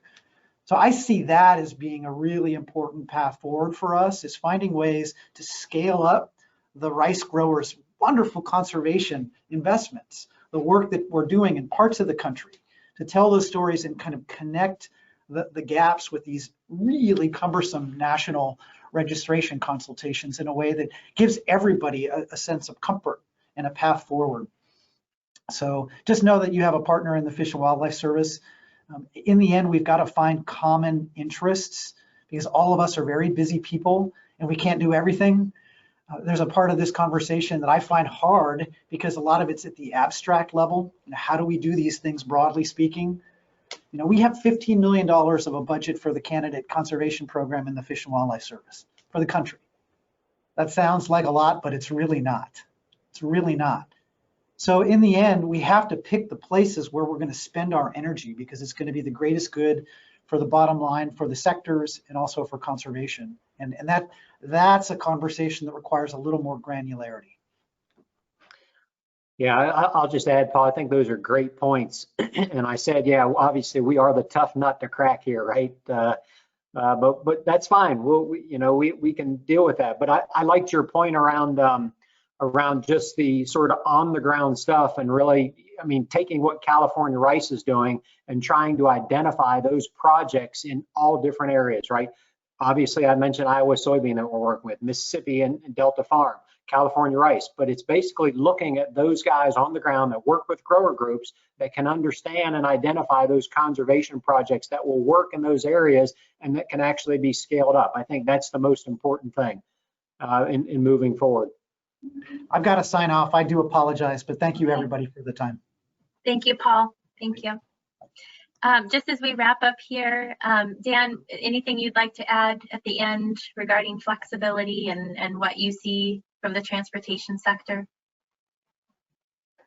No, what I've seen is that there's actually a lot of flexibility, I think, in when we have a mitigation need and options for finding that you're using different mechanisms. We can if it was available, we could partner with another entity and to conserve a parcel of land somewhere. We've got options for using mitigation banks. So we're finding the parcel we need on our own. There's opportunities for using in lieu fee instruments, although that those opportunities are maybe more limited. There's a challenge with those, and that with in lieu fee instruments, or you maybe contribute some money now and the conservation is done later. The concern is that how much later does that happen? There can be a long lag time sometimes between the money collected until you get enough to address your mitigation needs. So that's a concern, but that option is there when it's warranted. So I think the flexibility there is there. I think it's we often, where our impacts are, we generally need to mitigate nearby those impacts. And it's not very often that multiple entities have the same needs in the same areas. And so, but when they do, it would be great to have a way to know that and to work together on addressing a larger, being able to put together a larger, say, conservation area than otherwise would be accomplished individually. And so there have been times when that's been done in the past. I just think it's not very often. Okay, thanks, Dan.